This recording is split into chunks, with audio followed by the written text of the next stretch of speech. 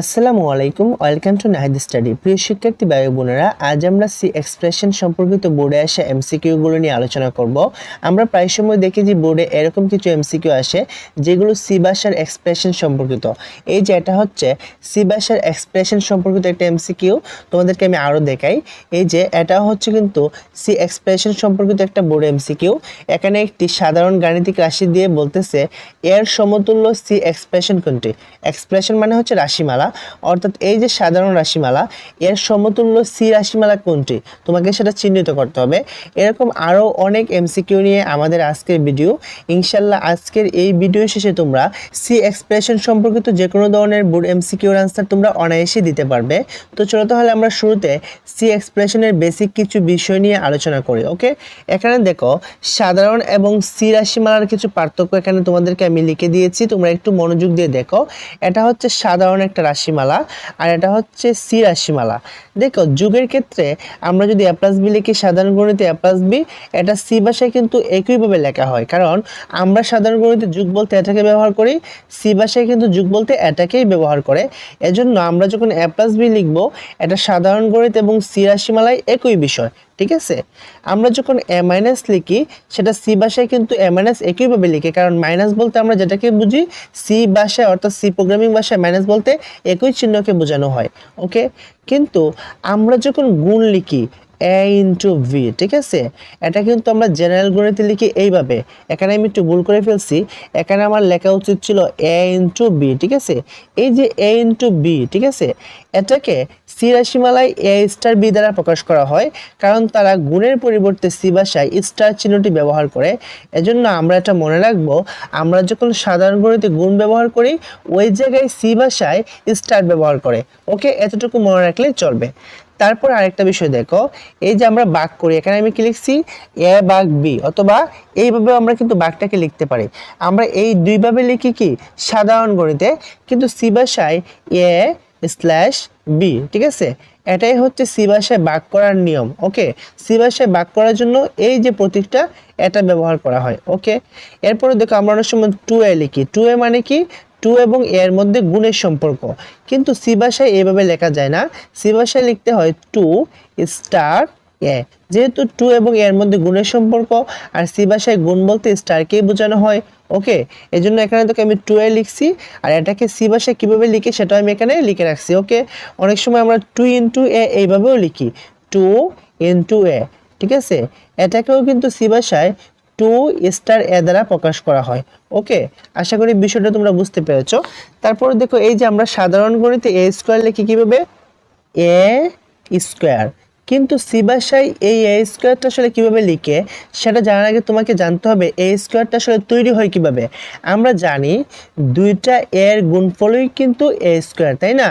এখন আমরা জানি যে দুইটা এর গুণফল হচ্ছে a², আর এই a² মানেই কিন্তু দুইটা এর গুণফল। এজন্য আমরা কিন্তু a² = লিখতে পারি a*a, কারণ আমরা জানি কি a² মানে দুইটা এর গুণফল, আর সি ভাষায় কিন্তু গুণটাকে স্টার দ্বারা প্রকাশ করা হয়।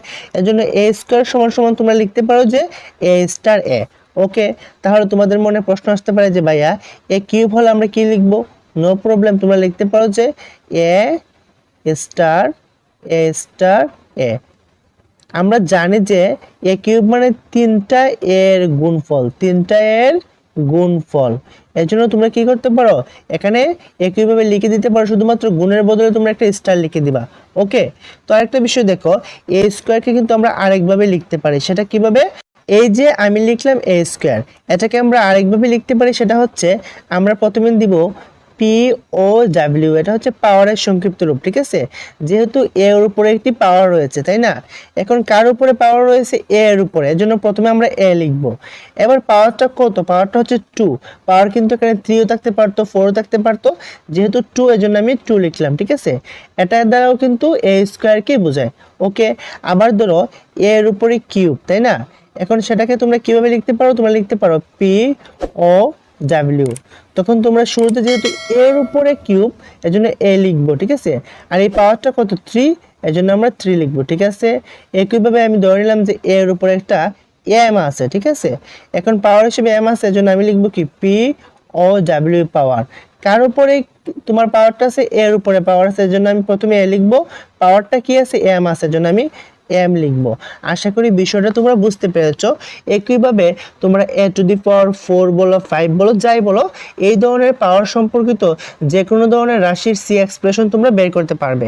ওকে, আশা করি বিষয়টা তোমরা বুঝতে পেরেছো। এবার চলো আরো দুই একটা সি এক্সপ্রেশন তোমাদেরকে বুঝিয়ে আমাদের মূল আলোচনায় আমরা ফিরে যাব। এই যে দেখো, তোমাদেরকে দেখাই, এখানে দেখো √2a, এটা হচ্ছে সাধারণ গণিত। সাধারণ গণিতে কিন্তু আমরা √2a বা √a বা √2 এরকম অনেক কিছু লিখি, কিন্তু সি ভাষায় কিন্তু রুটটাকে এইভাবে লেখা হয় না। ধরো তুমি লিখতে চাও √2, এটা যখন তোমরা সি ভাষায় লিখবে তখন তোমাকে লিখতে হবে SQR, মানে স্কোয়ার রুট। ঠিক আছে, এটা লেখার পরে কার উপরে রুট দিতে চাও, 2 এর উপরে, তাহলে তুমি 2 লিখবা ব্র্যাকেটের ভিতরে। এটাই হচ্ছে সি ভাষায় √2। আশা করি বিষয়টা তোমাদেরকে বোঝাতে পেরেছি। কিন্তু এখানে লেখা কি √2a।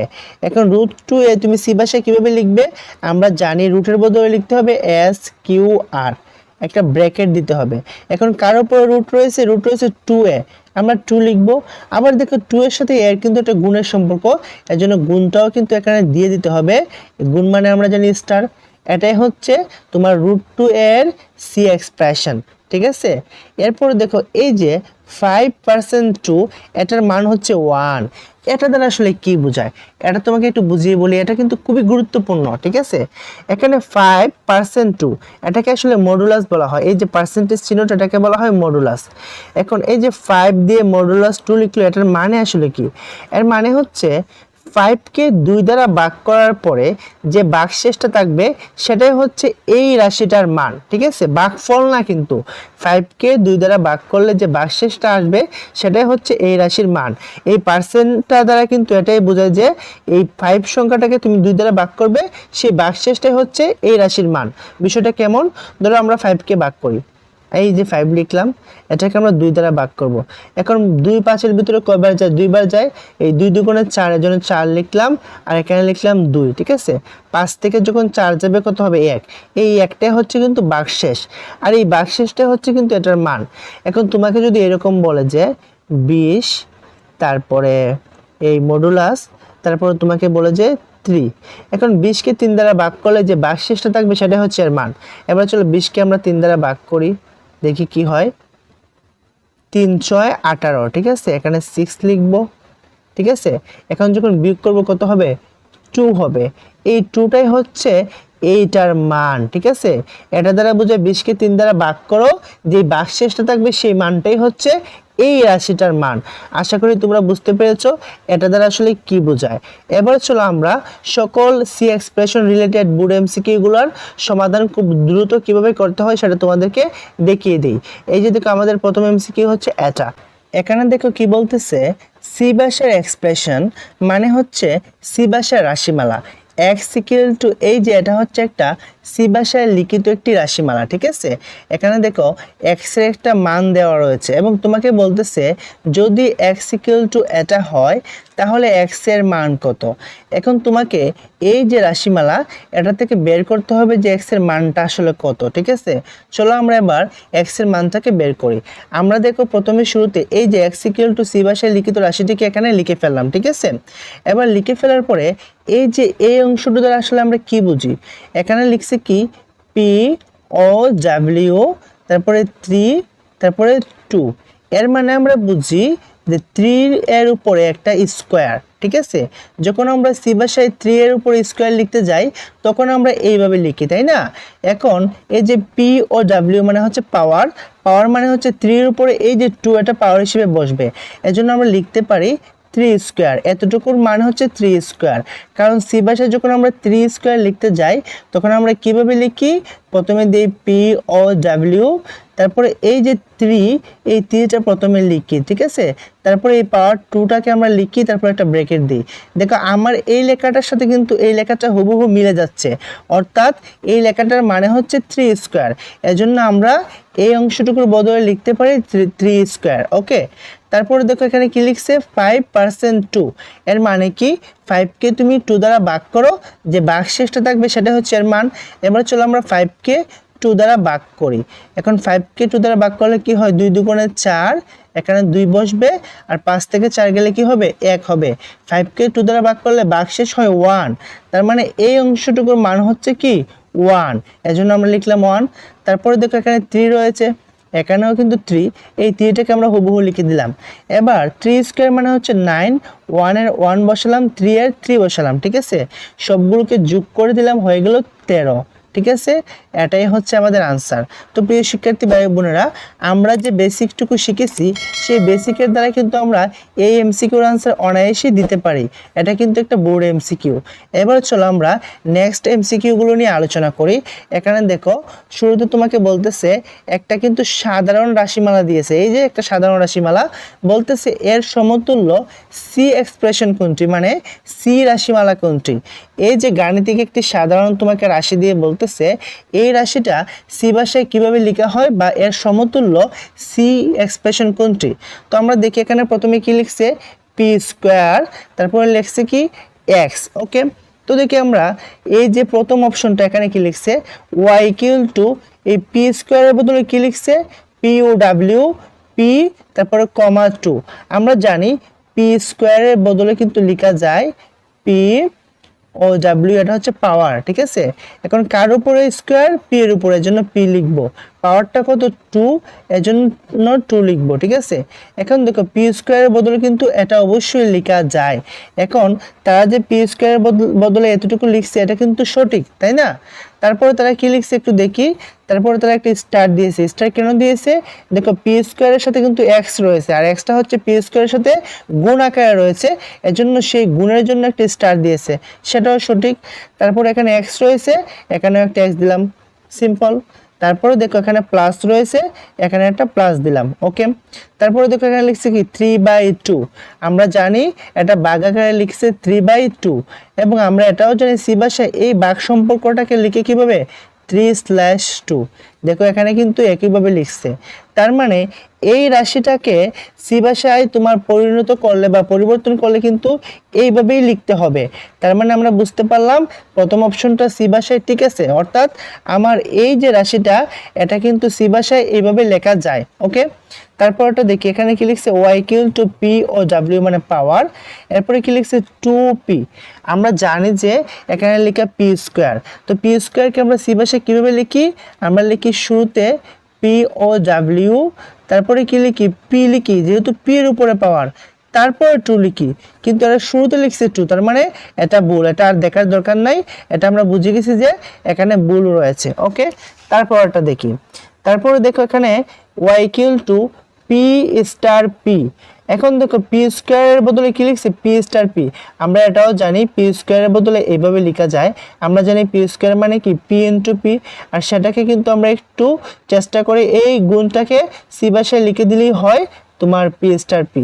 তো পি স্কয়ার সমান সমান কিন্তু এটাও লেখা যায়, এরা কিন্তু এখানে পি স্টার পি লিখেছে, অর্থাৎ ভিন্ন একটা সিস্টেমে পি স্কয়ারটাকে লিখেছে, সেটাও কিন্তু সি ভাষায় এলাও করে। ওকে, তারপরে দেখো এখানে এই যে এক্সটা লিখলো, এবং পি স্কয়ারের সাথে এক্স এর কি সম্পর্ক, গুণের সম্পর্ক, এর জন্য এখানে একটা স্টার দিল।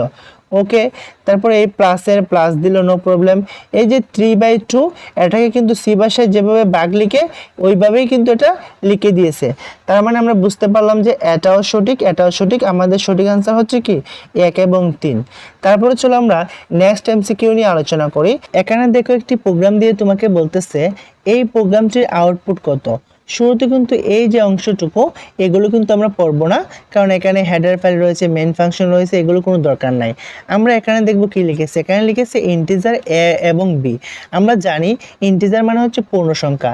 এই যে এ এবং বি দ্বারা আমাকে বোঝাচ্ছে এই প্রোগ্রামে এ নামক একটি পূর্ণ সংখ্যা ব্যবহার করা হবে এবং বি নামক একটি পূর্ণ সংখ্যার ব্যবহার করা হবে। এখানে দেখো বি এর মানটা কিন্তু বলে দিয়েছে, বি এর মান হচ্ছে 10, কিন্তু এর মানটাকে সরাসরি বলে নাই, তোমাকে একটু ঘুরিয়ে বলেছে। কিভাবে বলেছে, a equal to b modulus 5, মানে বি এর মানটাকে 5 দ্বারা ভাগ করলে যে ভাগশেষ আসবে সেটা হচ্ছে a এর মান। আমরা জানি যে এইভাবে লিখে দিলে কোনো কিছু, এই যে b মডুলাস 5, এই মডুলাসের কাজ হচ্ছে তোমার b এর মানটাকে 5 দ্বারা ভাগ করে যে ভাগশেষ আসবে সেটাই হচ্ছে এই a এর মান। তার মানে b এর মান কত আমরা জানি 10, 10 কে 5 দ্বারা ভাগ করব, ভাগশেষটাই হচ্ছে a এর মান। এবার চলো 10 কে আমরা 5 দ্বারা ভাগ করি, এখানে লিখলাম 5। এখন 5 দুগুণে কত 10, এই যে এখানে লিখলাম 2 এবং ভাগশেষ কত 0। এখন যেহেতু b এর মান 10, 10 কে 5 দ্বারা ভাগ করলাম আর ভাগশেষ 0 হলো, অর্থাৎ a এর মানটা এবার 0। এখানে কিন্তু স্পষ্ট লেখা রয়েছে b মডুলাস 5, মানে b এর মানকে 5 দ্বারা ভাগ করো, সেই ভাগশেষটাই হচ্ছে a এর মান। অতএব আমরা বলতে পারি a ইকুয়াল টু 0। তারপর এখানে দেখো প্রিন্ট লিখছে, প্রিন্ট মানে হচ্ছে আউটপুট করা হবে বা চাপানো হবে। কি চাপানো হবে? এই যে এর মানটাকে চাপানো হবে। এখন এর মান কত আমরা জানি, এর মান 0, ঠিক আছে। অতএব এই প্রোগ্রামটির আউটপুট হবে 0। কেন হবে? এখানে আগেই বলছে প্রিন্ট হবে এর মান, তো এর মান তো 0, অতএব প্রিন্ট হবে 0, আর 0টাই কিন্তু এই প্রোগ্রামটির আউটপুট। ওকে, যেটা প্রিন্ট করা হবে সেটাই তো আউটপুট, তাই না? আমরা কিন্তু এই যে এমসিকিউটার আনসার পেয়ে গেলাম। এটা রাজশাহী বোর্ড 24-এ আসা একটি এমসিকিউ, সামনে তোমাদের 25-এও কিন্তু এরকম এমসিকিউ আসতে পারে। ওকে, এবার চলো আমরা নেক্সট এমসিকিউগুলো নিয়ে আলোচনা করি। এই যে এই এমসিকিউটা কিন্তু আগের এমসিকিউর মতোই একেবারে হুবহু। এটা সিলেট বোর্ড 19-এ আসা একটা এমসিকিউ, শুধুমাত্র আগে বি এর মান ছিল 10 আর এখানে হচ্ছে 50। আগে তোমার এই যে এখানে লিখেছিল কত 5, এখানে লেখা হয়েছে 25, এতটুকুই পার্থক্য। এখানে বলতেছে যে বি এর মান 50 এবং এর মানটা হচ্ছে বি মডুলাস 25, মানে বি এর মানকে 25 দ্বারা ভাগ করলে যে মানটা আসবে, মানে যে ভাগশেষটা আসবে সেটা হচ্ছে এর মান। তো বি এর মান কত? বি এর মান হচ্ছে 50। এবার 50কে আমরা 25 দ্বারা যদি ভাগ করি তাহলে 25 দুগুণে 50 এবং ভাগশেষটা হচ্ছে 0। অতএব আমাদের এর মান হচ্ছে কত? a equal to 0।